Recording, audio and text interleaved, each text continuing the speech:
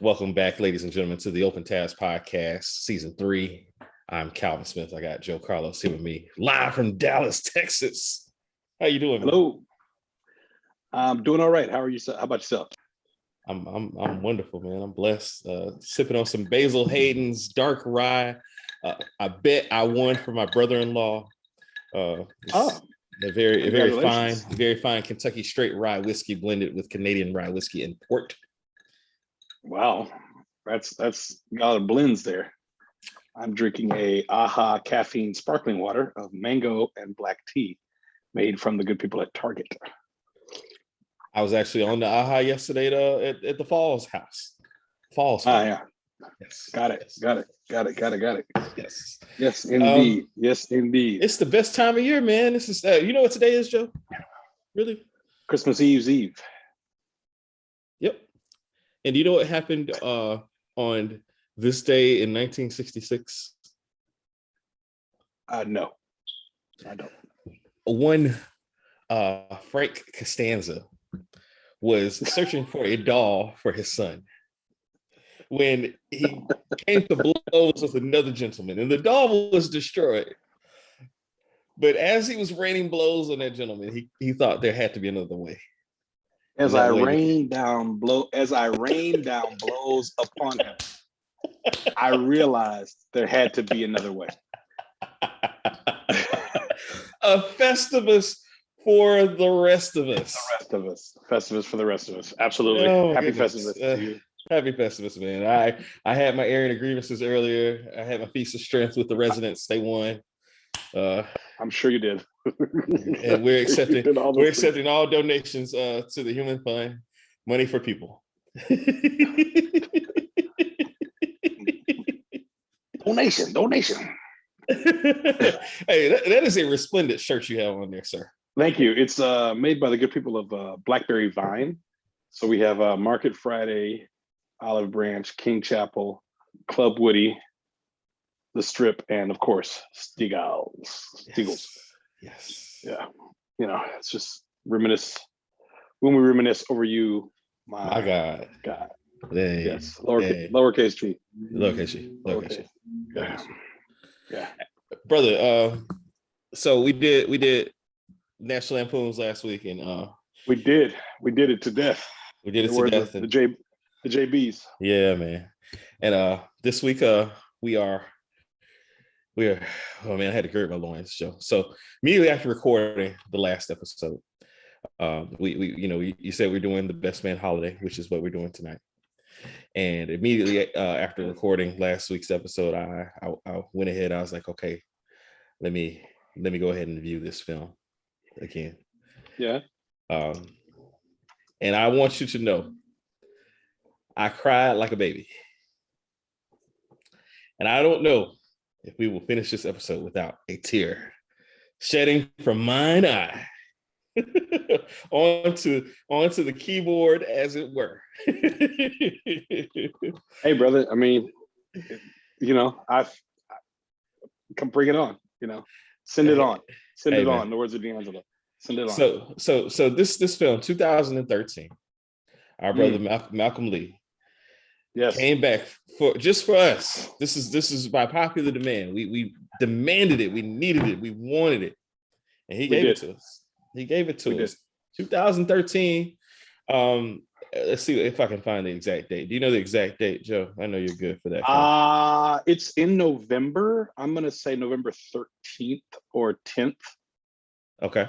November 10th or 13th. I don't know the date though. Surely to build enough momentum into the holiday period. Yeah, I was gonna look it up, and I had a picture way back on my Instagram, but you know I've got like 14,000 pictures on Instagram, so of the ticket opening night. It opened on a Wednesday. I can tell you that. Okay. It opened on a Wednesday, and I saw it on that Wednesday, whatever that was. And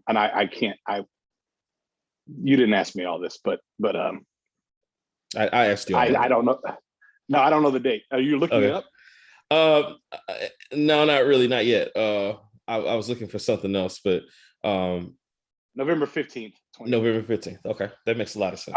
But the question is that really a Wednesday? I'm really curious. 13. I'm really curious now. Sorry. Oh What day no. of the week was that? We can find out these things quickly on the internet. The internet is It was a Friday. It was a Friday. That's a lie. Okay. So it was Okay. released on the 13th. It was on the 13th. Okay. I can tell you that. I can tell you that with great assuredness. I believe it.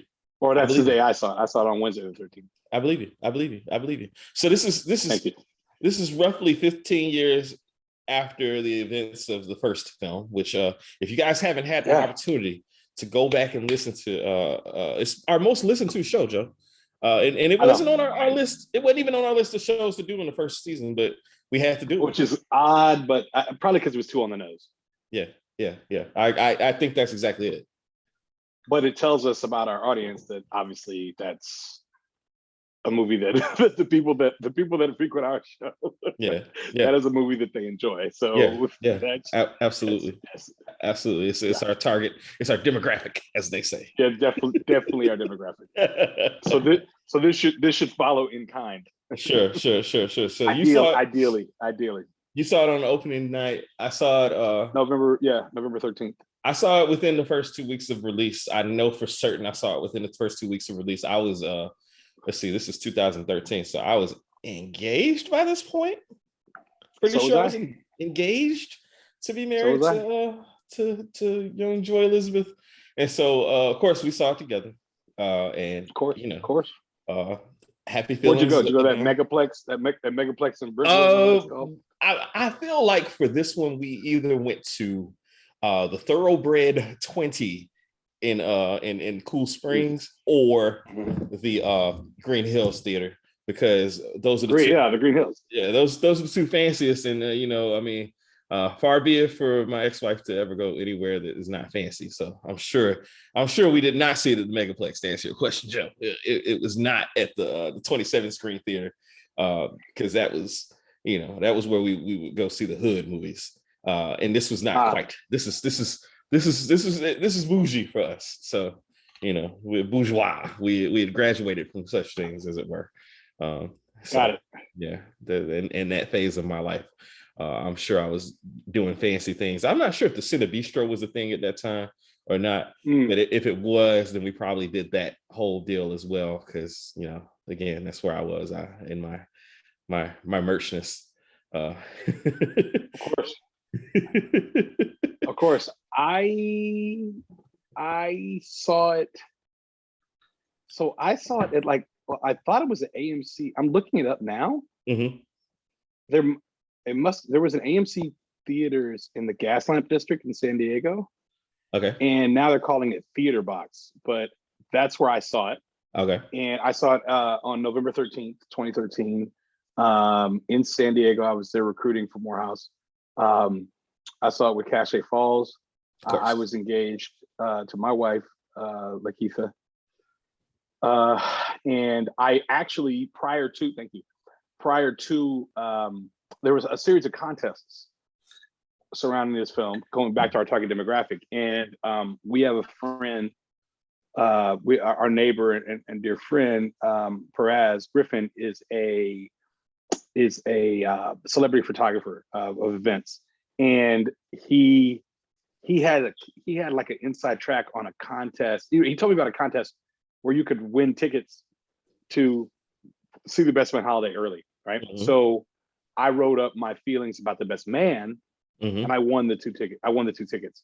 Unfortunately, I was not in town, so Lakeitha saw it like 5 days before I did, or at least the weekend before I did. And I was traveling. I was in Boston working, and she went to see it with her little number Danielle. And they went to see it, and she was like, "Oh, you're gonna love it! I can't wait for you to see it. Can't wait for you to see it." So she probably saw it like that Friday or Saturday before the 13th, of Wednesday the 13th, when I saw it. So as soon as it was available, and I was in San Diego, I went. I'm not gonna. It means a whale's body part. Yeah, thank you. I was not gonna finish that sentence from the Hebrew San Diego. So I went to go see it with Cash. We went to like a 9 or 10 o'clock show, and I think I went to like Sbarro beforehand. In fact, I know I did like a Sbarro or something like that. How Michael Scott of you. Thank you. And yes, my favorite New York pizza in San Diego. And so went to see it that night, and I remember I specifically bought the soundtrack. I'd had the soundtrack on iTunes. Mhm. You know, I had the whole soundtrack just to get me in the, you know, to get me in the mood. So for the film, even though it really didn't have anything, unlike the Best Man soundtrack, which basically told the story Mhm. of the best man like throughout, which is what a soundtrack's supposed to do. Mhm. It didn't really It did not do give that. away anything No. from the film. So, but I know me and Cash saw it opening night and enjoyed it, loved it, and we're still talking about it now 9 years later, or 8 years later. Sorry, I'm so sorry. 8 years later. Indeed. You know, dude, I mean, like these movies struck, they hit us at the right times. You know what I mean? Like it just, Oh yeah, the timing's awesome yeah, on both of them. yeah. The timing is. Go ahead. I dare to say it's our Clerks. Like much like how Clerks hits our Caucasian brethren of a certain Asian demographic. You know, and not to say because I also enjoy Clerks, but you know, Me too. You know what I love mean? Clerks. You know what I mean? Yeah, Like I think 37. I think in a row.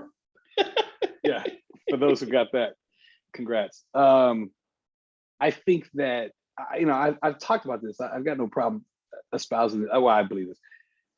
There's certain music or films or certain things at different points of your life. I think that like if you're doing something monumental or it's a life-changing event, and the movies or the music of that time always sticks with you. Yeah. And I don't know what it was about 99. Maybe it was we were going into 2000 and there was all this furor over Y2K. I don't know. I don't, but I'll tell you this, the Best Man hit at the right time in 99. Yeah. And given my age and where my first set of college friends were, we were kind of like right there. So the majority of people I knew at Morehouse and Spelman, they were in college. Like they were kind of looking at like, oh, this is our projected selves, as opposed to my friends from Howard, where like we were like living it at the time. And everybody's, well, the majority of them are trying to figure it out and be young professionals and still be close. And then there were still those, you know, romantic ties or the friendship or just something from college that just keeps coming up, you know? So this then being the more mature version of how are they going to do it, right, Calvin? How are they going to take this wildly successful franchise and not muck it up, not European Vacation, not Die Hard to it, even though I enjoyed Die Hard, not you know, do things to it that it didn't need not Matrix to have done to it. Resurrections. Any of the Matrixes after the Matrix. You know, so I'm how do you feel they did on it on the it wasn't a reboot, but how do you feel they did on the film? I mean, we're talking about it, so obviously there's feelings, but it was my choice to talk about Matrix. No. Oh, okay. I'm talking about Best Man Holiday. Oh yeah, knowing that he had this daunting task, and we were you talked about the right time. So why was it the right time for you? I mean, it was the right time for me because it all the characters were doing exactly what I in my head pictured them doing at that point in their lives. You know, the successes and the failures. Maybe not necessarily the mix of couples doing exactly that, but I thought there would be, you know, the couple that was like, you know, doing very well, lots of kids, whatever. The couple dealing with infertility, the couple dealing with, you know, celebrity or infamy, depending. Yeah. And then the one, you know, still trying to find their way, you know. It played out, but it was satisfying because it wasn't like it was predictable necessarily. It was just like comforting, if that makes any sense. So it was like a reunion again, which was what the first movie was. And Lord knows one thing we love as Black people is a reunion. We love, and you know, especially coming out of COVID, like, I mean, there are people chomping at the bit just with us talking about this right now for homecoming, for you know, for Candle in the Dark, for you know, graduation, any reason to get together. Reunion, any reason whatsoever. And I agree with you. It's interesting because with that tremendous responsibility of these characters and the wild success of the first film, you could tell that they stepped it up. They Yeah. understood that this was important. Yeah. And I don't think the original film gets made without Spike Lee. Right. Full stop. Not the way it was made in New York. Like they made the film in New York. They made this one in Canada. So I think it was still like a gamble. Like they didn't know in Buffalo in Canada. Like they didn't know. How is it going to be? Is it too late? Is it too whatever? Yeah. But even though they made it in Canada, they said, okay, we're still going to give you a great storyline, minus a few things that are a little nuts. We're going to give you a great storyline. We're going to take you there emotionally, back to what you were mentioning earlier. And we're going to make everybody look, this is going to be Black excellence, opulence. On a billion. And absolutely. It was so, I was watching it today as I was editing pictures. And I only got like an hour in. I mean, I've seen this movie like 50 times. And notice I'm watching it like on Amazon Prime on my phone because I own it. Yeah. Right. So like I didn't have to go pull it down from anywhere. Like it's always with me. So as is The Best Man. So one thing that really struck me was how believable it was that these Black people were doing these things. Say that. And how it was completely believable that Lance he was a big time running back when we last saw him. Yeah. And now he's can be the leading rusher. Yeah, the Virgin Hall of Fame. Right. Like, okay. Well, he's gonna mean Hall of Fame. But it was like, okay, he's all right, cool. That makes sense. Yeah. The last we saw Robin, she was, it took her a while, but she found her. She is a caterer, but now she's a chef, right? Yeah.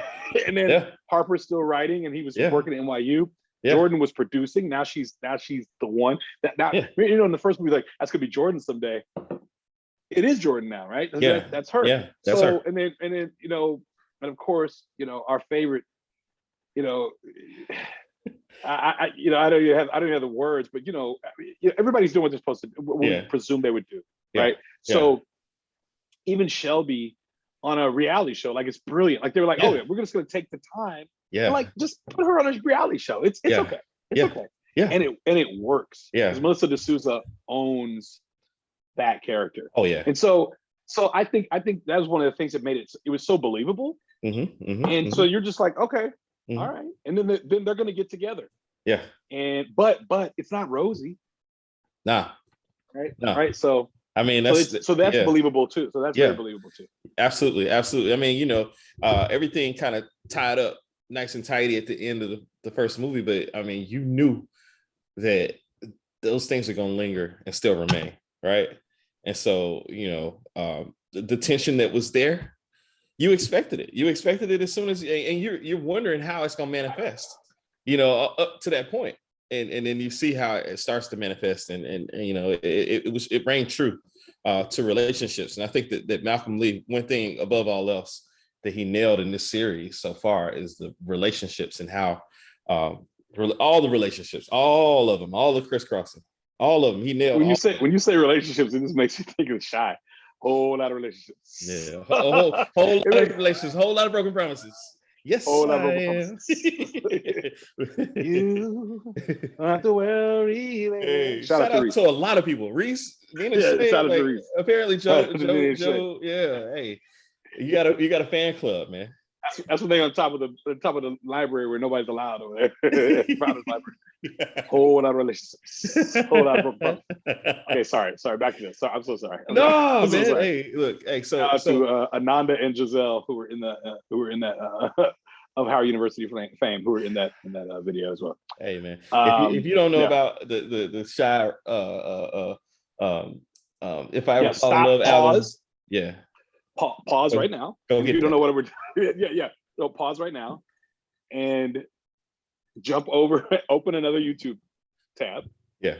Or go to YouTube on your phone or device or whatever, and write in "Baby I'm Yours" Shy, SHAI Vivo, and watch that video. Shot at Howard University. There's a reason I went to Howard. That video.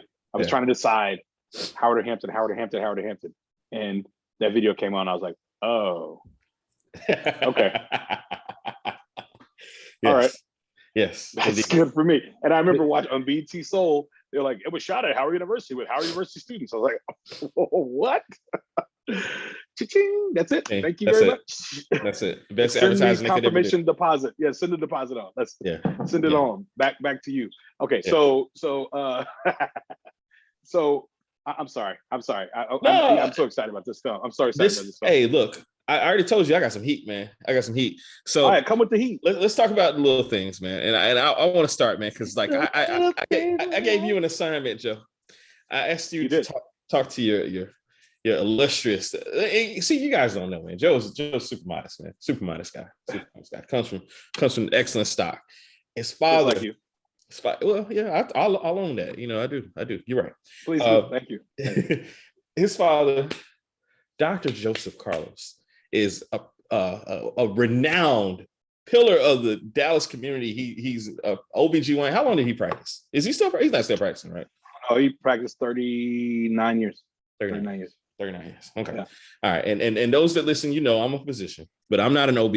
And so one thing you have to know about, like, you know, especially me as an internist, is like, you know, I know a lot about a lot of medicine, but the OB stuff I leave to the OBs. Like, you know, my colleagues in OB, I trust them. I stay in my lane as that's concerned. You know what I mean? So what I wanted to do was to get some knowledge from the OBs about one particular scene. And I know I'm jumping way to the end of the movie for my little things, but this is a little thing for me. If you ain't watched the movie at this point, I'm sorry. So jump around, in the words of House of Pain. As a medical doctor, and you know, granted, I have not delivered a baby since 2009 when I was a medical student. So it's a long time ago. Haven't delivered a baby in a long time. But what I do know is delivering a baby is quite hard, quite difficult. So I wanted to know the plausibility of delivering a vaginal breech baby prematurely in a moving car.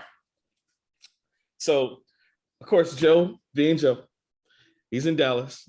He calls me up on FaceTime. And I'm like, Joe, I'm seeing the patient. He's like, just give me 1 second, brother. And hands the camera over. And there he is the great Dr. Carlos. And he says, one word, brother, lots of blood. and hey, brother, he nailed it on the head, man. First of all, that's one thing. Blood. Now Lance gets out there. There's no blood. There's no blood in that scene. No blood. You know, exactly. There was no blood in it. There was no blood in it. Okay. Now that is a very debated lyric. It is. But I believe there was no blood in it. And you know when I first heard that? When did you first hear it? At Martin Luther King Jr. International Chapel. Of course. December of '96. Of course. They played As Yet. I played As Yet of the Tafresia Music Fest. The Tafresia, hey man. I'm telling you, these new kids have no idea, man. None. And like we're I saw the sun, the moon, the mountain, and the river. The likes of Maxwell being booed. People booed Maxwell. They had no idea. The Tafresia Music Fest. No idea. All right. So that's your dad. No blood in it. Yeah. So then I hollered at my colleague, Dr. Angelica Garrett Wood. Shout out to Jelly. Dr. Woods. Justin's wife. I asked her, you know, she was quite busy on the day when I asked her, but she's like, nah, bro, no way. But my most detailed answer, and I got to give a complete and total shout out to my homie, my friend, the wonderful, beautiful doctor, Courtney Taffesy. She's a good friend of your across the street neighbor, Lauren. They okay, yeah. Cool. Yeah, cool. They're like thick as thieves. Matter of fact, she knows she's met your wife and had great, wonderful things to say. So she went into a lot of detail. And here's what really struck me. She's like, you know, first of all, ain't no way. I don't care how many women Lance has slept with. He's not gonna be able to. He's not gonna be able to check a cervix. He's just not. She's saying second or third year resident really doesn't really feel super comfortable checking the cervix. So there's that part. Okay. Yeah. A breech delivery, you got to get the baby out with the leg. You know, the head is usually the first part to come. Mm-hmm. There is a risk of decapitation. Yeah. this blew. I mean, like I mean, of course, I should have thought about this, but I mean, because like you can have internal decapitation where like the head doesn't come all the way off, like Ned Stark, but in essence, it's severed. Head decapitation, and she's like, for her, she wouldn't do a term breech delivery in a hospital, let alone a moving car. Like, you know what I mean? Like, not without I thought they pulled over. They pulled over. She's scheduling the C-section, brother. She's scheduling the C-section. She did schedule the C-section. Remember, they scheduled the first scene. We pushing that baby. We pushing that baby back up in there. Man. So no way. And she's okay. So she said, a preterm baby, that could be completely dilated and maybe possibly, which is the situation here. But she was talking about she actually delivered twin breech babies in her residency, which speaks to the power of speaks to the power of how dope a doctor she is. Meharry trained, you know what I mean? Shout out to Dr. Hills and Dr. Bourne. Shout out to Meharry. Yeah, and Dr. Bruce. Yeah, man. But nonetheless, man,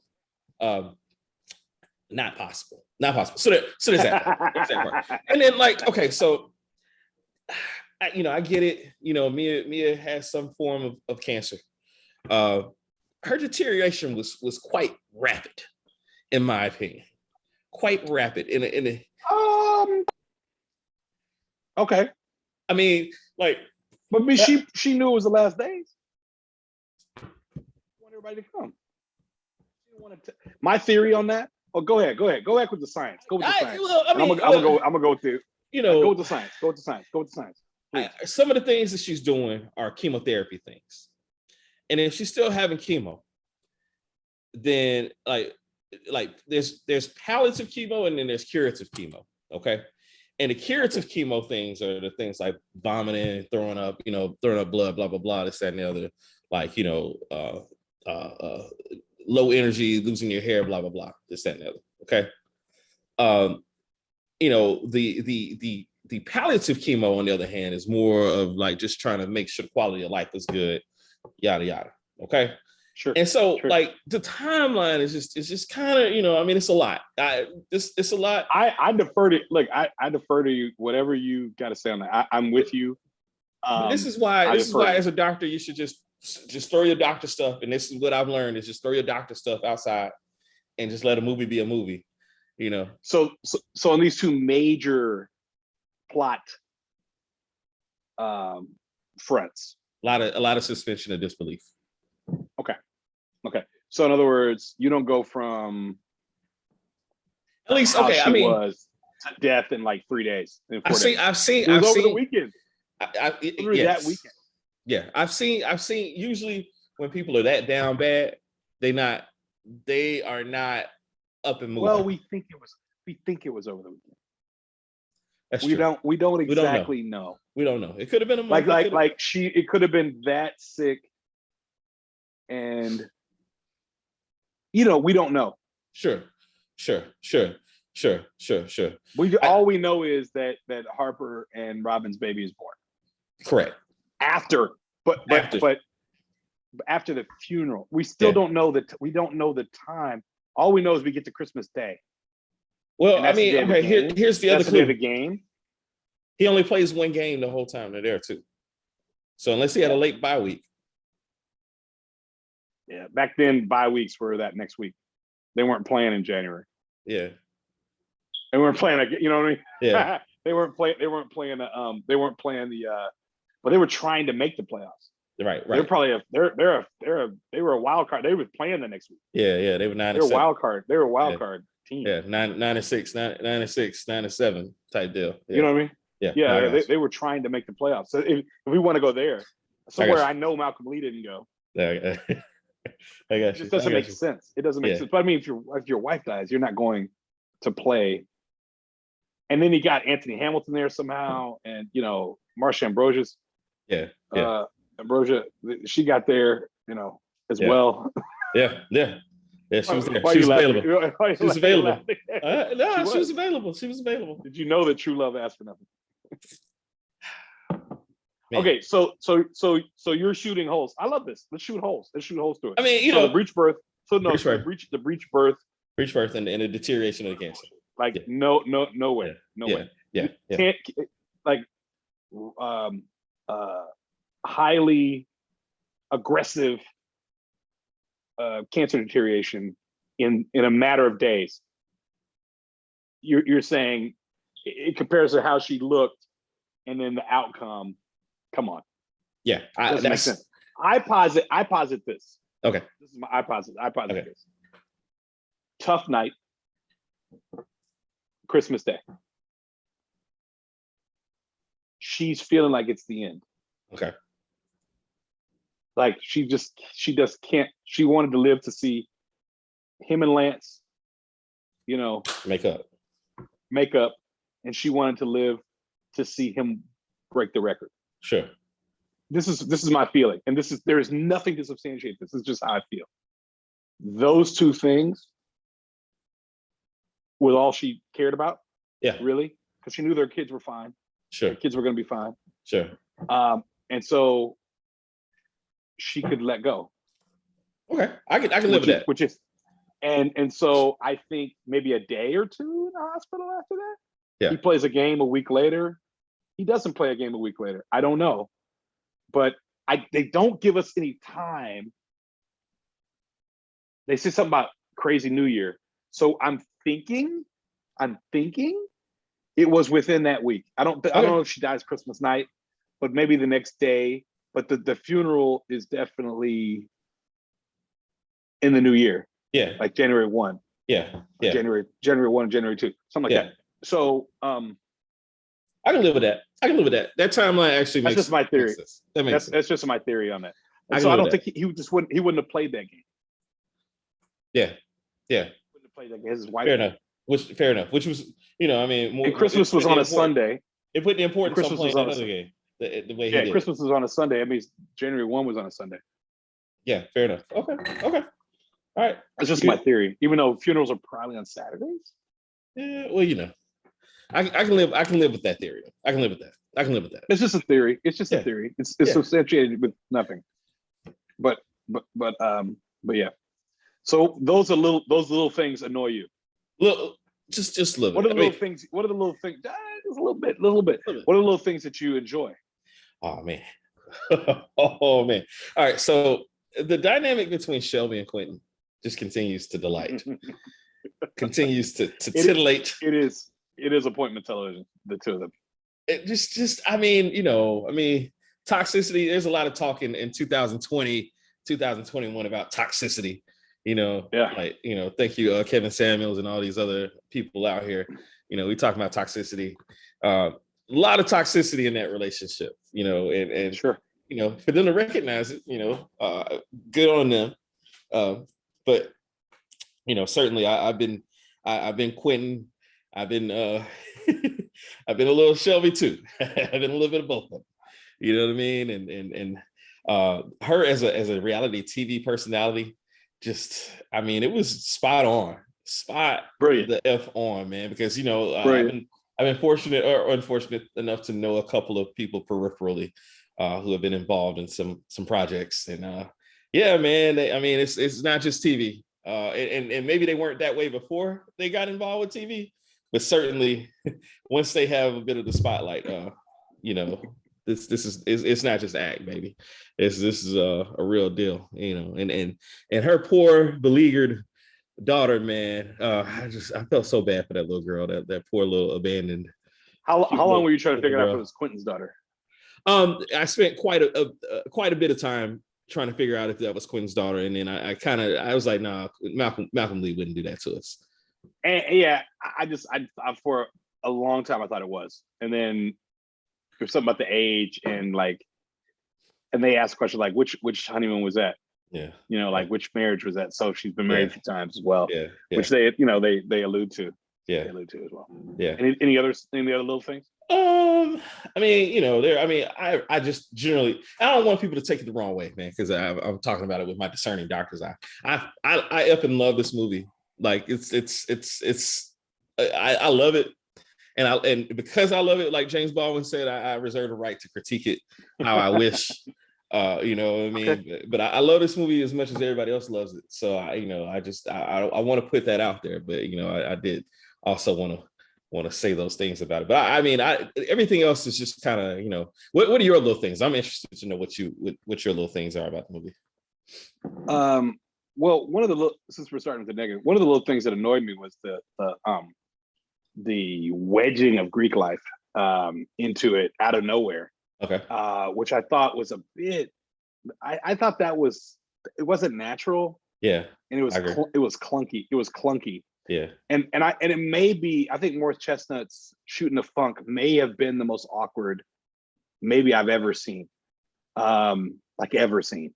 I think little kids who want to emulate their father or their brother or their uncle or their cousin. I think I'm pretty sure my daughter could shoot the funk better than Morris Chestnut did. It was film, and the way he said frat, it's frat. It's like white college. Yeah, Greeks. Yeah, and then he said, "We've been frat 100 years." Oh, okay. That didn't come up one time that you're an Omega. Like when you got married, those are you had no LB. Like none of your boys. Right. Like were your none of your LBs were your groomsmen. Like you got married to. You married a Delta. Like you all are. Right. It's gonna be Coleman Love all over that one. Like right. Like he married a like. Let's for real. Let's stop and think about this for a second. He married a Delta. This Omega who's been frat for 100 years. This is in 2013. So so obviously, I don't know the second chapter of Omega Psi-Phi, but someone went to Howard. Right. In his family. Right. That was in the first 50, the first 100 members of the organization. Yeah. And then in 99, you marry a Delta and it doesn't come up in the first story. To me, it was a little thing like, come on, we're fans of this film. Yeah. You can't just throw that Easter egg at me. Yeah. And for me to be like, huh? Right. What? Because there's plenty of non-Greek. Come on, Sands. When she says, come on, Sands. Right. Yeah. Yeah. Yeah. Yeah. Like they didn't need to be, but I understand like this is why Shelby's here. Yeah. Like why is Shelby around them in the first place? This is why Shelby's here. Which is I thought, but even though it was like clunky and forced, the way that when she says, come on, Sands, and then later, even hearing like Harper say, oh, aren't they line sisters? And then like, aren't they line sisters? You know they're line sisters, bro. Like right. what who else was line sisters? You know right. Their lines, like you went to college together. You all are best friends. You all are all best friends. Like like do you ever forget who somebody's line sister is? No. So why I don't mean like it's like someone you kind of know, like in your friend group. Right. You know who that you got living in your mansion? Living in your mansion? Yes. And you no. I mean, it wasn't Lance who asked. It was Harper. Yeah. Harper asked. He's like, "Weren't they line sisters?" Like, yeah. And then who answers first? Merch. Yeah. Right. Because that was his girl. It's cool, right? Yeah. And then that's when Quentin's like, "That's why she up here." I was wondering why she up. Like Quentin couldn't remember. Now I can understand Quentin not caring. Yeah. At all. A la Faraji. I can understand him not caring. I'll bring that back.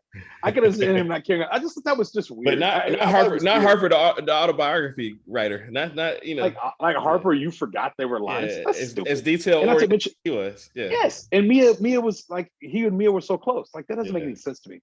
It doesn't make any sense to me. Yeah. So that was a little thing I didn't dig. Yeah. The only other little thing I didn't like. Well, actually, that's it. Yeah. It just annoyed me. The adding the Greek life in when it really didn't need to be there, like that. They're just friends. Yeah. One of the little things I absolutely loved on the flip side of that was you saw a little more about the relationships between the people. Yeah. And you saw how, and I think the most beautiful part in the entire 4 hours of this saga, from the best man to the best man holiday, I think the most beautiful scene in the entire thing. And we knew it when we're in Cafe Soul or Soul Cafe in New York when he's Terrence Bivey from Our Nation's Capital. The frontal lobe shorty. Yeah. Oh, he knows Mia. He knew the truth the whole time. Yeah. How did he know the truth the whole time? He doesn't tell us. It's not revealed until you get to the second movie and they're sitting in there smoking together, and you realize they had their own relationship because his mother died of breast cancer, and they had their own cancer, and they had their own relationship. And that's how you realize Quentin and Mia were close. So Quentin knew everything that was going on the whole time and had been knowing it. Yeah. Right. But that was such a beautiful scene to me. Yeah. It's a little thing, but it was a huge scene. Yeah. If you're a real fan of the entire story, it's a huge scene because it breaks down, it shows the importance of those relationships in college. It have nothing to do with amorous, anything romantic or anything like that brother sister thing.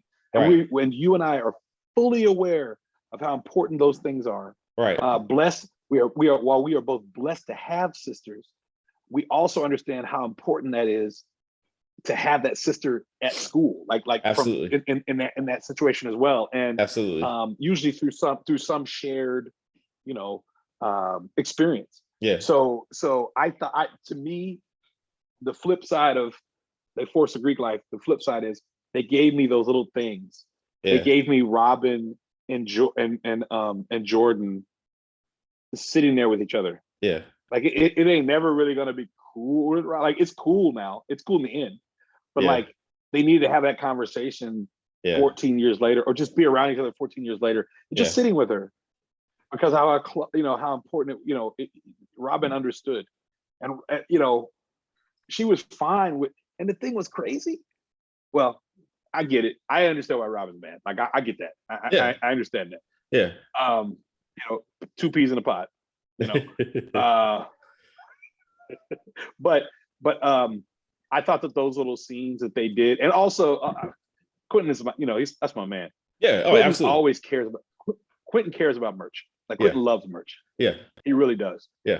And at first I thought he was like just needling him and messing with him, and maybe that's what he's always done. But I think he tries to push him and whatever else to make him reach another level. Yeah. And he asked him, like, what's wrong? Like, what's wrong? And notice he's the one the entire movie who's asking what is wrong.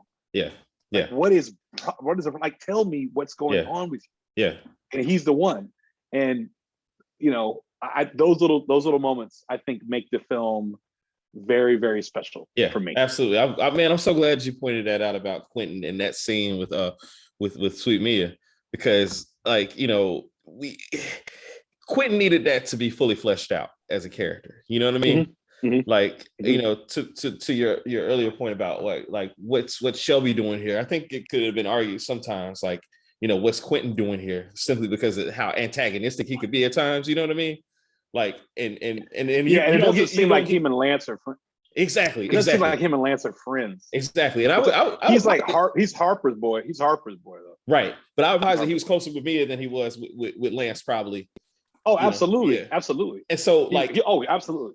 And that to get that element of it, like, that really fleshed out, like, who he gave him a lot of human qualities, which, at times, when you have somebody that's a comedic foil that does the things that he does in the movie, that, like, kind of pushes the narrative and pushes the envelope, they can become one-dimensional and or villainized, to the point where people don't like them. And I think that, you realize, like, and you realize also who he is in your friend circle. And, like, it just, again, it was really like he cared more than I love it.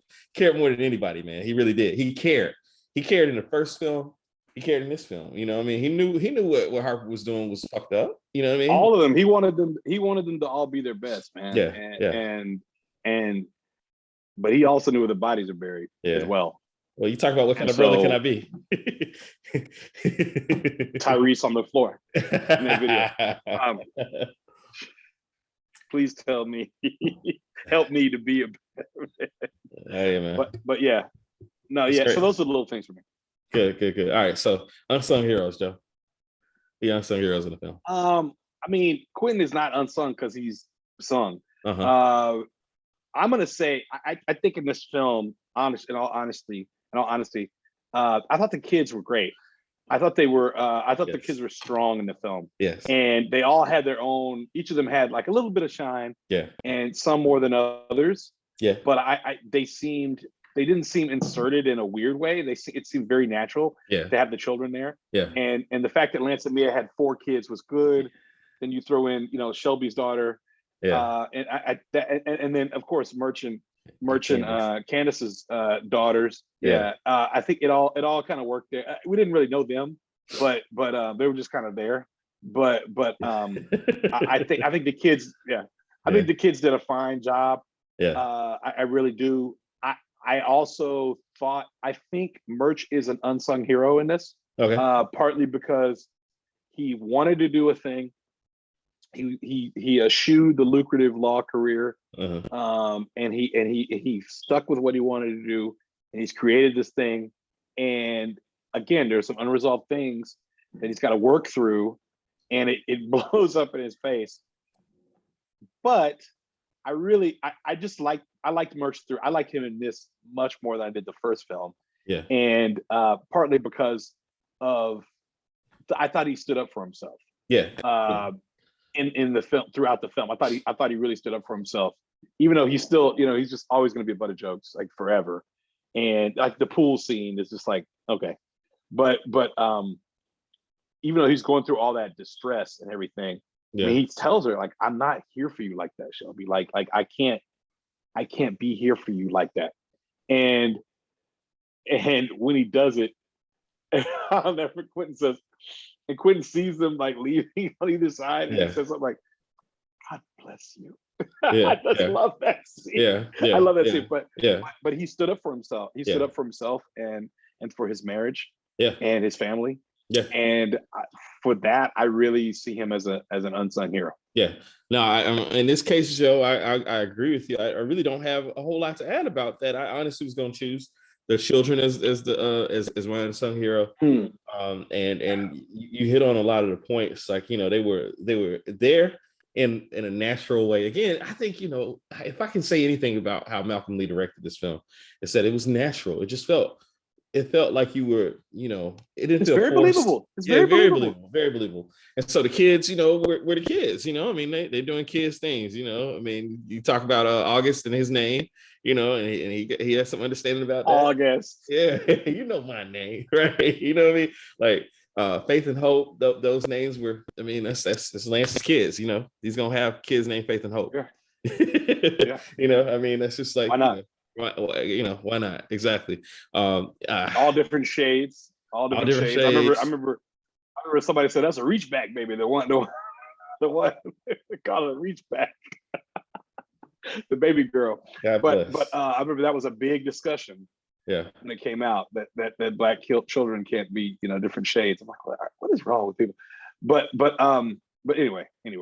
No, I think another thing was the opulence. I've said it earlier. Yeah. Oh yeah. There is we're doing well. We ain't worried for much. Yeah. Yeah. So let's make that an unsung hero in the vein of our guy Lenny, man. Like the Lenny unsung hero. The opulence of the film, the Black wealth, unabashed. Black people doing things like, I mean, we know people that go to the Vineyard. We know people that go to the Hamptons. You know what I mean? We know people that go to but Outer Banks. They left their home to come to there for Christmas. Like they brought their children, right, to someone else's house, right. In Bergen, New Jersey, right. That was for you. North Caldwell, North Caldwell, so the Nutley area, right? yeah, North Caldwell to have Christmas. Yeah. You left your home, not the grandparents' house. You left your home, to come to another friend's home for Christmas. Yeah. I just want to put that in perspective for you. Yeah. That's a lot. It is. And I'm literally standing 10 feet from where my daughter's going to have Christmas, not in her home. Yeah. At her grandparents' house. Yeah. And so it's mind-boggling. Yeah. I'm sorry, but that's at our grandparents' house. I'm talking about another friend's house. We're gonna do it all over there. And I'm not saying you had Christmas, then we go over to Uncle Calvin's house and have dinner. No, Like you staying there you for woke up, days. Yeah, you woke up there. yeah, you woke Yep. up there. Santa found you there. You got to explain. Yeah, exactly. Yeah. Oh yeah, Santa knew where you can be. Yeah. I live out there, so Yeah. don't go there. You know, I don't mean you can't rest in the West. Hey, so look, seen some, you know. let me also say my unsung hero. Just, I mean, at this point he's sung because I've been singing his praises the whole podcast with Malcolm Lee, man. You know, Oh yeah. so you know, to kind of segue into the musical section where they you know they had please. the performances. The cast didn't know. At least the female cast didn't know what the male cast was. I heard that. I read that. Yeah, I read that. Yeah. And so the whole reaction. What is airband? What is airband? What is that? I don't know. I said we have airband. I played rock band. I don't know what airband was. Maybe that was like, you know, their you know, their version of that. Yeah. Oh man, hey, look, Regina. It's all about Regina. It's all about Regina.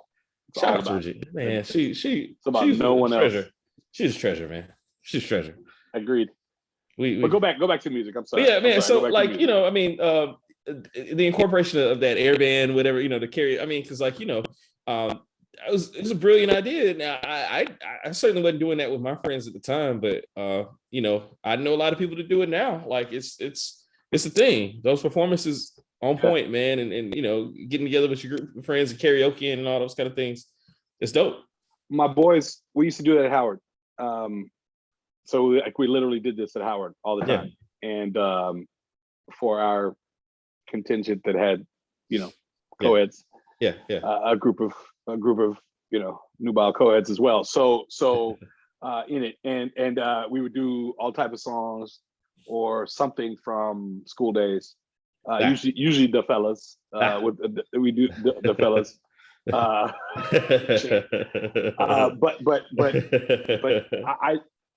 I mean, you see that scene once and it's with you forever. And it was just enough to get everybody in a good mood first night and to start, you know, to have the building blocks to start back. Or no, second night. That was second night. Yeah, second night. Yeah, that was second night. The black and white dinner was second night. To have the building blocks to come back and they're wrapping gifts and they talk about those yards. And even I love that story too. Remember, Merch came up. You guys came up on the bus to see me play, and like that's real. Yeah, that's real. Yeah. You know, like I said, one homeboy doing real well. The rest of them in grad school, or he's in law school, he's in J school, and you know they coming to see their boy play ball. You know. Yeah. Yeah, it's real. It's definitely real. It's very real. Definitely real. So, what? I mean, what? I guess to I'm trying to figure out a good way to get into the tear-jerking moments, man. Like, what were your? Did you go ahead? Do you get emotional behind this film? No. Okay. I since something was off. I get emotional at commercials, so it's not like. So I'm not gonna, you know. I mean, you know me, so that's not a crazy notion. Sure. This one didn't. It didn't. Because Mia is not my favorite character. I'm not saying I didn't, of course I cared, but something seemed a bit off. Okay. And I thought she was going to pass away when she was singing "Oh Holy Night." Like I thought it was going to, when she said, "Oh," I thought that was it. Like we were like, "Oh gosh, this is it. Like this is going to happen now." And when it, so fortunately they didn't do that. I you know, it's a tough scene. Yeah. When she drops the ornament, you know, the ornament and she's bleeding, that's a tough scene. When she can't tie the ribbons, it's tough. And she said, and you know, what about my babies? Look at my babies. I mean, all that it's very, very difficult stuff to watch. Yeah. And even though it's balanced with craziness and it's balanced with all this other wild stuff, and love, it is extremely difficult to watch because it's very relatable. And you know, depending on how old you are, at some point you lived through that with someone who you love. Yeah. In some way, shape, or form. Yeah. And so it made it exceptionally difficult. And even when Lance breaks down, Yeah. out at the cemetery. Mia said he was going to, Yeah. and it's a movie, so of course he does. Yeah. But when he unfurls his hand Yeah. and he can't do it, and he just can't stand, Yeah. and and and in Harper's there, Yeah. and that was real. Yeah. Yeah. I thought that was I thought it was beautifully done. I didn't think it was overdone. Yeah. At least not that part. But it was exceptionally sad. I mean, Yeah. exceptionally sad. Yeah. Uh, Somebody was trying to I ask mean, me. go ahead, talk about Somebody it. was trying to ask me why I got so, and I'm on the record for being a huge Mia fan. I didn't realize that Mia was as unpopular as she was until we had our discussion with Reese first time about basically comparing her to Clark Betancourt, the horn chaser. And I say, I mean, Reese, he's on to some stuff, but at any rate, I thought about it for Horn chaser is always yeah. That's one of the greatest. Shout out to Reese. shout out to Reese. I have no drink left, but I'm gonna act like I do. Shout out yeah, man. So I remember what it was, man, and I think I had blocked it out, man. I had a friend who passed away at a young age, very much like me. My good friend, Tracy Johnson McNabb, and like we all got together right after she died, and had a kind of a, I don't know, it was around this time. Well, no, it was in March when she passed, but it was still all of these things in this film reminded me of that. She died way too young with a young child and all this kind of thing, and so I didn't have any kind of relationship with her like Harper did with me or anything like that, but still the dynamic was there. It just it was too much, and so there was that part of it. I don't know, man. The little girl singing, and then she joins in and just that last level, yes, man, fall on your knees, like it gets me every single time. Like I can't make it through that scene without just like crying my eyes out. Like the only other movie I've cried in two other movies to this extent. One was right after my dad got sick. John Q got me. The other was My Girl. When Thomas J dies. I can't even watch My Girl. When the Thomas J scene is coming, wear his glasses, I can't watch it. So, and this is right up there with that. Like I just, it's part of the reason I love the movie. I can't watch it all the time because I get so emotionally tied up into it. And I finally am able to, I'm glad to be able to think and dredge that memory up so that I can kind of make that connection there as to why that happens with me that way. But I was comforted to know, I'm certainly not alone in it. A lot of people. Oh, no, a lot of people. Definitely that way. Are touched by this movie in this way, and so it just it's a tearjerker like no other, but it's also fantastically written, and the way that they go about telling the story, this relationship is just wonderful, man. I can't say enough about how great it is. So Joe, as far as like, do you have any other favorite scenes or anything else like that you want to point out about the movie? I did like any scenes with Jordan and her boyfriend. Okay. And that's why I brought this. Eddie Cibrian, the great Eddie Cibrian. Yes, the great Eddie Cibrian, who's made several films with blacks, or at least a few. He's the Diet Gary Owen. He's the Diet Gary Owen, and much better looking. So I thought those were cool because he keeps trying to be like, no, I think I'm not at all trying to throw you off your game. Right. Keep being ambitious, do all this kind of stuff, but you got to have room, for others as well, who love you and who care about you, in general. Yeah. And I really like that he was consistent in that messaging, and he definitely stayed on message with that. So I like those scenes. Also, anything with Quentin, except when he tells his daughter, her daughter, "I hate your mother." Like, it's like, what? Why would You don't you need to do say that. that? You don't need to go there. You don't Yeah, need to. that was too much. Yeah. But most of the rest of his scenes, other than that, I absolutely love. Sure. And I already mentioned the him and Mia. I think it's the best scene in the entire 4 hours of this saga with these people. Yeah. But also when Robin explains her feelings when she finds out about Harper not telling her things, and she's saying, "I'm strong, and I'm here, and I'm not perfect, but I'm strong, and I'm here." I really appreciated Sanaa's performance in that moment, Yeah. and throughout, but definitely in that moment. And she had to put her foot down because Harper's all over the placeness affects her too. Yeah. And they're about Absolutely. to have a child. And so it's like, well, like, what? You got to be able to talk to me. We have to be able to communicate. Yeah. Or it's not going to work.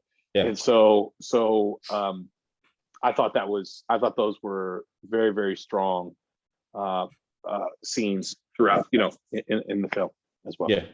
Yeah. So for me, I got to give a shout out to the girl fight. I was waiting for it. So well played. Like, I mean, you were waiting for this moment to happen from the moment. Yeah. It was going to happen. Yeah. It had been brewing. Yeah. For years. Rapping and clapping. Yeah. And so the slap hurt around the world, man. And I mean, who got the better of whom? I don't know, Joe. How are you scoring that one? I'm gonna give Regina by a no. She outscored her on the card like 10-9. Okay. It's only one round, so I'm gonna give her the 10-9. Style points, though. Style points, I'd probably give it to Shelby. 10-9. The ring generalship. Yes, and she's wearing her sorority colors in that moment as well.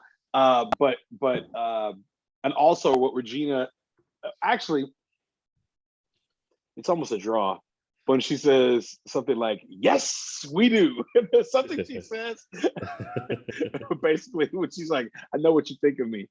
Yes, we do. Yeah, this is what we think of you. Yeah, like this has been brewing for years. Yeah, she threw the gloves down. She says it. Yeah, she says it. So despite all the worldliness, despite the TV, despite the book, the best-selling book, despite the money, despite everything else, she's still concerned with merch. Yep. She's still concerned with how did merch leave her for this person who he met dancing at Lance's bachelor party. Which in all honesty and all sincerity is a very fair question. Sure. Considering they met in college. Sure. It's a very fair question. Was their relationship, now we would say their relationship was toxic. It was not healthy. Yeah. There's all kind of things we'd say about their relationship. Sure. But her asking that question, is a fair question. Yeah, it's a fair question. It's a pretty fair question. But I don't think you should necessarily judge somebody. She was also in college. Right. I don't think you should judge somebody by what they've had to do to survive. You don't judge them for that for the rest of their lives. A lot of girls are doing that stuff and not getting paid. You know what I mean? Like, hey, you know what I mean? Exactly. So, but that the girl fight is. Oof. Yeah. I thought Regina's lines were great. Other than, Melissa's line when Melissa said what she said, but Regina's lines were great. But as she said it in front of her kids, it's like, I know you're mad, but gosh, and the way everybody looked at her, like, you're like this animal. Yeah. That can't be controlled. Yeah. It's kind of like Clubber Lang. He's like doing too much. Yeah. And Rocky 3 when he's upset, he pushes everybody away. Yeah. It was a lot, man. Yeah. It was a lot. Was. Are you happy now? I'm like, Merch happy? Merch didn't do this. Merch didn't do that. You did that. Yeah. Yeah, that was the only other thing. Like, you blamed it on Merch. Then they go up to they go shopping, and then they're fighting in the back seat. Him and Quentin are fighting in the back seat. Oh yeah, yeah. I've had Always a stir in couple the of pot. those. You always stir in the pot. I always stir in the Yeah, pot. Me and JC did it. Yeah, Me and JC did it. yeah. Popped him right here. Got him right there. Yeah, yeah. Shit. Homecoming 02. Yeah. It was coming. Yeah, yeah. It happens. It happens. It happens to the best of us. All right. So yes. The other thing, and this, I guess I should have talked about it, the things that bother me, but it's not quite the same. But why always the Falcons, man? Why always the Falcons? Like, I forgot 30 teams that they could have chosen. But the beauty was he said that Falcons D is pretty tough. Oh, another thing that annoyed me, Eddie George. He annoyed me. Yeah. Well, welcome to my world. I'm pretty much. I live in Nashville. I'm pretty much annoyed by Eddie George's entire existence. Yeah, me too. I never understood. I didn't like it. He 3 yards in a cloud of dust. He went to Ohio State, so there goes that. Yeah. Yeah. He didn't have. To me, it wasn't. What's up, Marcus? Career. What's up, Scoop? Where were you? You know, in that Super Bowl in 34, Super Bowl 34. What happened? Right. What happened there? Yeah. So then for him, but that's just me. Whatever happened there. Yeah. Whatever happened there. Whatever happened there. Yeah. His animal blundetto. Oh man, yeah, the Falcons, man. Like, yeah, I know. We're the whipping boys of media. I wish they'd gone the Any Given Sunday route and just made some teams up. Yeah. Instead of doing that, really talk about things I didn't like. That really fake, weird.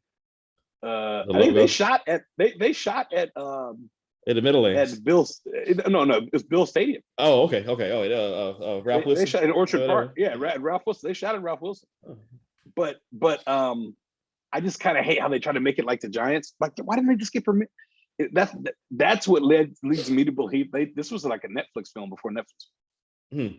Like, I don't think that. Like, I think the money was funny, and they didn't know how it was going to be received, and so they didn't want to go spend the money to make them a Giant, and make them the Falcons. Sure. They called them a Giant, but they didn't want. That was a conscious decision. Or maybe the league just said, no, we don't want to be part of this. Yeah. Which would have been which is a mistake they made with Any Given Sunday. Like, they should have been a part of that. Yeah. That was stupid. Yeah. That was absolutely stupid. Yeah. No, I agree. It didn't make sense to me. It just didn't make sense. Yeah. I'm just gonna say that. Yeah. For sure. What else is there, Joe? Soundtrack music was beautiful. I love the callback to Az with Marsha Ambrose. The callback to Az is brilliant, even though it had nothing to do with them. But it was a Harper Jordan. Yeah, sure. But I thought if you just look at the soundtrack, Monica's version of "Have Yourself a Merry Little Christmas." To me, it's that and Before You Walk Out of My Life. That's Monica to me. Okay. A to Z, right there. That's the book. Okay. That's the bookends. Okay. But Christmas Means to Me, Jordan Sparks. Yeah. Always love her spunk and energy. Yeah. Really loved it. Yeah. Charlie Wilson. Charlie Wilson on the soundtrack. He's also on the Boomerang soundtrack. So so there's that. Yeah. No, but I really thought that soundtrack was tight. I thought it was great. It was like a little modern holiday classics and new songs in there. Mm-hmm. And I appreciate it. I've been listening to it all day in preparation for tonight. So I really appreciate it. And Mario stepped up. He had one in there. Mm-hmm. They did have Robert Kelly on there. I'll Be Stepping. I always had to kind of skip through that, but nonetheless, I had to say it. But nonetheless, I enjoyed the music, and as we're talking music, of course, the scene you alluded to it earlier. I mean, the scene, man. Yeah. The one that's behind you. Yeah. That's part of the music to me. Yeah. I don't know what to say. I mean, it was everything. Yeah. I remember the cheering in the movie. In the theater. Yeah. I agree. Can't stand the rain, man. Hey, look, it was perfect. It's perfect. Yeah, that song meant, I remember there was one period where I was at Howard and there was something going on, some relationship thing, and I probably played "Can You Stand the Rain." I know my roommate Seth Patterson. Shout out to Seth SB. I know he hated it because I played it like 90 times that night on my little Sony boombox, and it was not good. And I remember I played it so many times I could tell you how many birds were chirping in the beginning of it. But when it was played there, I was like, gosh, I got to do this for my wedding. Yeah. Obviously, no time to do that. I'm really curious about how often they practiced, because they were on it. Yeah. Oh yeah, they were on it for sure. Like it was well rehearsed. It was like, yeah. What's our guy that was the choreographer for the choreographer for New Edition that was in the one video with him. I can't remember his name. I see his face. Man. I can't think of his name. But it was like they trained with him, or dresser. As he walked out a dresser. Hold my cane. You might learn something. I know that's not dresser. I know that's go to my coat pocket. That's not on either one of our lists, man. Unbelievably. 5 Heartbeats? It's not on our list. It should be. It's sitting there. It's there. It sits. It's sitting there to be. I mean, brother, there are no rules. There are no rules. Right. There are no rules, Shazzy. Shazzy. There are no rules. There are no teams. Yeah. Oh man. Hey King. I'm the Hey King. I crown me. I crown me the Hey King. Yes, Dwight. Yes, Dwight. Kurt Troop. Are they showing the Christmas Dwight episodes tomorrow? Yeah, like tomorrow. Yeah, on Comedy Central. I'm all which over. Are without compare. There's nobody that does Christmas better. In the Office. I mean, sure. They had 9 cracks at the egg. Really, they didn't do it first season, but they had 8 cracks at the egg there. So they did it to death. They mastered it. Gonna have fun. Hey, so look, Joe. I think I don't have anything else to add to this. It's a holiday classic. It's in our top 4 because we've done 4 holiday movies, and this is there. We have. And so I think I'm gonna say that next week we'll probably take off. Is that all right with you? It's fine. Okay. And so we'll be back in the next time we see you guys. It'll be a new year. And we back. We will discuss off air what we will do, because I'm kind of, I don't know, Joe. I don't know what I want to do at this point, but I know we'll do something. I have an idea. Yeah. I'm gonna see where you're going. Okay. I'll see how you feel about it. I'm open to ideas. I do want to say this about. Thank you. I want to say this about the film. Okay. It is. Look, watch the film. Yeah. If you haven't watched it, watch the film. It's streaming in a lot of places. Shout out to Reese. Thanks for. I think it's on Xfinity. It's on Peacock. Yeah. It's on it's on so many places right now. Yeah. And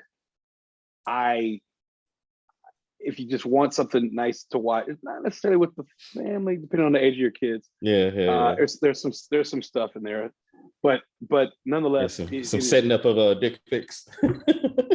Yeah, all that. Yeah, there's some scenes, but nonetheless, it is definitely an enjoyable little farce, and I think one of the things that it celebrates is the variety and the beauty of who we can be, and who we are, and how we're not a monolith, and we're in no way, shape, or form myopic. And so to that end, it's a celebration of family and togetherness, and it's a celebration of love. And I think really you watch all 4 hours of it and you get it. But this film, I think specifically, really talks about strengthening those ties from college, and how it can be a very beautiful thing to have friends for the majority of your life that are still in your life and who still mean something to you, and have they become family. And I think that this film does an excellent job of explaining how those relationships are formed, the heat that they go through, and what it's going to take for them to maintain and move forward, and how everyone can be made better by those relationships. So I think Malcolm Lee has done an outstanding job in doing that. When he was initially inspired by Four Weddings and a Funeral, and initially inspired by The Big Chill, but later makes The Best Man, and then does another reunion again. And we're in the word on the street is we're going to get a Netflix show out of it about Best Man Wedding. Yeah, Best Man Wedding. So that's outstanding. I can't wait. Yeah. So I'm here for all of it. Yeah. I got floor seats for this. Yeah. That's appointment Always. TV. That's appointment TV. Yeah, that's how I feel about it. I just want to say that. Yeah, for sure, man. Well, there's Mia back there for you. Mia over there. Sweet Mia. Sweet Mia. I don't know what she was doing up there. I don't know what that's. She's at the bar. She's at the bar. She's at the bar making her a cocktail there. I guess so. As it is. Yes. Joe, to you and yours, I wish you the merriest of Christmas, man. I'm so happy that you're with your family in Dallas, man. Thank you. I know how much your family means to you. Thank you. And I thank you for sharing your father with me briefly. Of course. Of course. Enjoy it. And young Sage, the most perfect young lady could be. Thank you. Thank you. So, thank you. And your beautiful wife. Thank you, dear brother. I appreciate it. I pray you have an amazing Christmas. I know it will be. Yeah. And safe travels. Nah, I'm staying in Nashville, but okay, good for you. We technology is such that I will be able to see my loved ones, and but okay. Yeah, I'm blessed. Beautiful. I'm abundantly blessed. I'm happy. I'm healthy. In a period of time where a lot of people are not. So I'm just thankful for all of that. Because it could. And if you're listening to us, put mask up. Okay, yeah. Mask up. Wash your hands. Please. Sanitize. Please. Go do all those things. This isn't a joke. This isn't a game. Yeah. So let's push through this. Let's push through this Omicron. I feel like this is it, man. Let's get through this, man. This is it. Here I stand. I'm the light. Man, you never know where Joe gonna take it. He might take you to Michael McDonald. He might take you to, I might, but I'm not today. That's James Brown. But not today. But not today. All right, if you got that, you get 50 bonus points for that. But not today. Because that was beyond me. But it might be because it's Gladiator. It's Gladiator. Shimon Hanzu talking to Maximus. But not. I'm gonna die. But not today. Yeah. But not today. Fair enough. But not today. Fair enough. Maximus Decimus Meridius. Yep. A father to a murdered child, husband to a murdered wife. And I will have my revenge in this life. In this life, or the next. Thank you were running. Your Elysian fields. Don't worry, you're already dead. Oh man, well, this has been another great episode of the Open Test Podcast. Follow us, like us, subscribe. You know the drill, man. Tell somebody about it. Let us know what you think. My brother-in-law suggested a movie. I got to tell you, Tony. Okay, we'll talk offline. But yeah, I'm not gonna shut down the suggestions. I met a young lady not too long ago wanted us to do Titanic. And I told her that would be the shortest one we'd ever done. It'd be the exact opposite of that monstrosity of a movie. That would be real rough. I'm gonna tell you. Yeah, right, neither one of us like that movie. So neither one of us. But at any rate, yeah. So, but still, we appreciate every single one of you guys that listens. We wish you guys the happiest holidays. And as Joe said, be blessed, but be healthy. And until next time, we are the Open Task Podcast.